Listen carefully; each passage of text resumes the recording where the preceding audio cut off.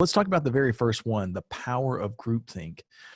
So when teams collaborate, that creativity increases exponentially. Anytime you get minds together to solve a problem, you're going to increase that creativity.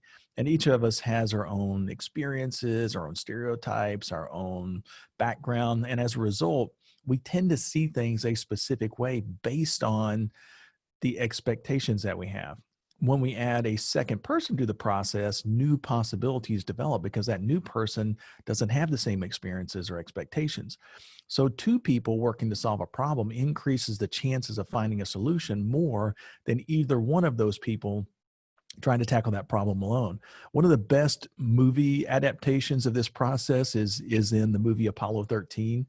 I know that's it's fairly old now, but I still remember seeing from that movie. It was and there was an if you don't know the story of Apollo 13, there was an explosion on a rocket. It caused the three astronauts that were in the rocket to have to cram into the two-man lunar capsule for the rest of the trip to try to get back home.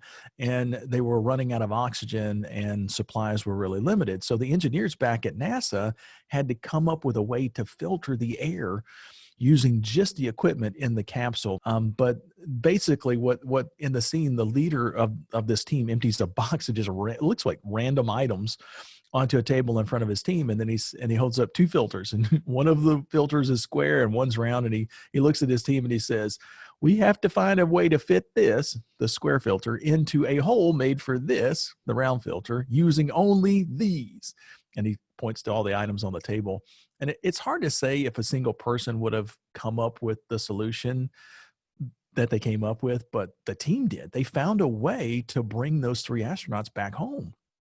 So that's something that's really important is that when you get the power of groupthink behind you, you can tackle some really, really complex problems. And it typically works a whole lot better than if any single person on your team tries to tackle that by himself or herself.